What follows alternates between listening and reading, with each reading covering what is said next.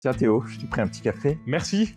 Bien. Et du coup, alors Théo, qu'est-ce que tu viens faire à Cannes cette année? Écoute, je fais pas mal de trucs. Je pensais que j'allais faire un canot hyper relax. C'était un peu mon plan et puis j'ai un peu raté.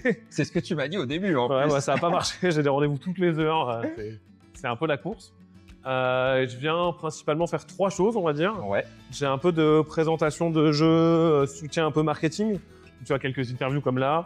J'ai un peu de dédicace, un peu de moments de promotion autour des jeux qui existent, Ouais. qui arrivent. Et j'ai de la présentation de nouveaux prototypes, vraiment du sourcing avec les maisons d'édition pour essayer de signer des jeux pour plus tard. Et comme j'ai pris un peu plus de temps cette année pour Spiral aussi, donc je me balade un peu sur le stand, là j'ai aidé au montage, j'ai 1 ou 2 rendez-vous de l'autre côté en tant qu'éditeur avec des auteurs et autrices. Ok. Et le plan c'est de passer le plus de temps possible quand j'ai des trous sur le stand avec les copains-copines pour les aider à faire un maximum de trucs, quoi. Et il y avait aussi là plus récemment Dixit Kids qui est sorti. Ouais, tout à fait. Et l'encyclopédie des monstres. Oui, j'ai ma première boîte. Ça, c'était le beau timing parce que je suis allé la chercher juste avant de te retrouver en me disant je veux récupérer une boîte qui est une pré-prod. Ouais. Donc il y aura quelques boîtes là en vente sur Cannes en maxi avant-première. Trop bien. Ça arrive là en juin. Mais Scorpion Masqué a fait venir quelques boîtes pour qu'il y ait un côté un peu. C'est ce qu'ils avaient fait sur l'île des Moufis et Tag Team, je crois déjà. Ouais. Pour faire monter un peu la sauce, espérer que les gens le découvrent et que ça plaise à tout le monde, quoi. Donc, Et du coup, comment il a vu le jour un peu l'encyclopédie des monstres?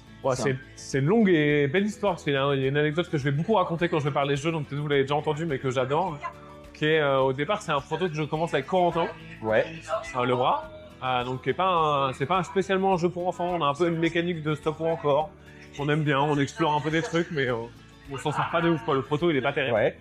Et pendant le Covid, à un moment, Corentin me contacte pour me dire j'ai réfléchi au proto, machin, et on pourrait faire ça, qu'est-ce que t'en penses? Je raccroche du téléphone, je lui dis écoute, trop bonne idée, j'adore, je monte le proto et on va pouvoir tester rapidement. Ouais. Je monte le proto, je teste, trop bien. Vraiment, j'adore. Pourtant, Corentin, il est très fort, je l'aime beaucoup, donc il y a un truc de... Ça ne m'étonne pas trop, mais très très convaincu par ce que Corentin a fait. Donc je le rappelle, je lui dis bah écoute Corentin, j'ai fait le proto, comme tu m'as dit, j'ai fait ça, j'ai testé, ça marche trop bien, trop cool, j'ai hâte que tu testes, quoi. Et il me répond très gentiment, bah écoute, trop bien, c'est pas du tout ce que je t'ai dit. Et donc ce qui fait que le proto a cette espèce de dimension que j'aime bien, c'est pas vraiment mon idée, mais c'est pas vraiment l'idée de Corentin, et donc c'est un peu une idée de personne, quoi.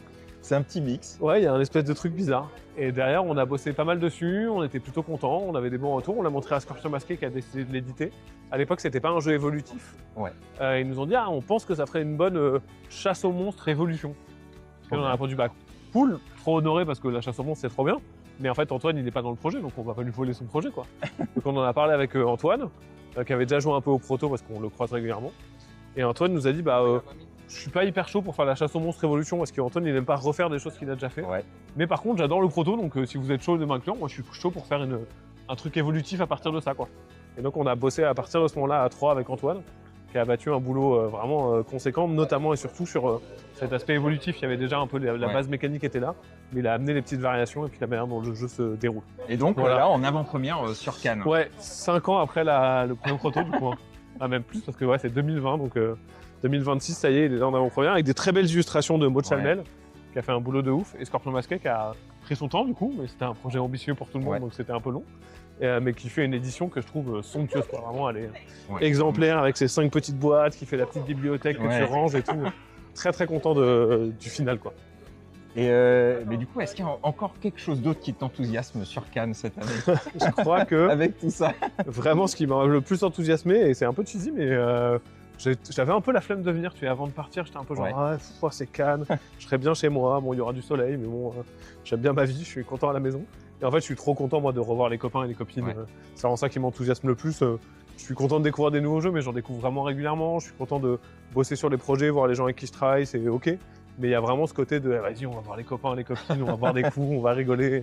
Et ça c'est le truc que je chéris le plus, et j'adore être dans une industrie où les gens avec qui je bosse sont vraiment des gens avec qui je travaille efficacement et c'est chouette.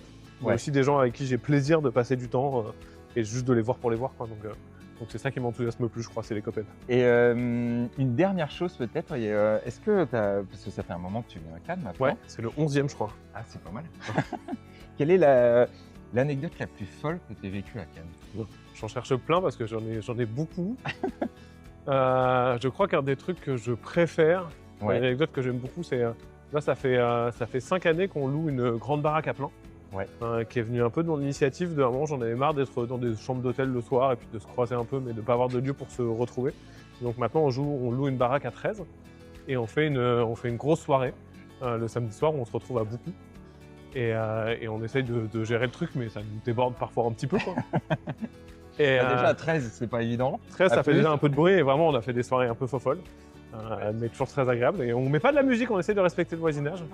Mais on a fait une soirée où il y a un acteur français, dont je ne citerai pas le nom, mais s'il est à Cannes, vous vous doutez que peut-être qu'il fait partie du jury et qu'il est là, qui arrive pour nous rejoindre pendant la soirée. Et au même moment, il y a une voisine qui ouvre sa fenêtre en disant « Oui, vous faites trop de bruit, là, c'est pas cool !» Et cet acteur français, qu'on ne citera pas encore une fois, mais vous pouvez peut-être deviner, vraiment regarde et ne voit pas cette personne. Et donc dit « Pardon, excusez-moi madame, je ne vous vois pas, je ne vous vois pas, qu'est-ce qui se passe madame, je ne vous vois pas ?» Et puis il est rentré et puis on a apaisé un peu le voisinage et ça s'est bien passé. Ça aide. Ouais, ça a un peu aidé que Vincent, cet acteur français qu'on ne citera pas, Voilà, qu'on ne connaît pas. soit là pour faire un petit coucou. Mais globalement, cette soirée, elle est riche en émotions et en anecdotes Ouais. croustillantes chaque année, je crois.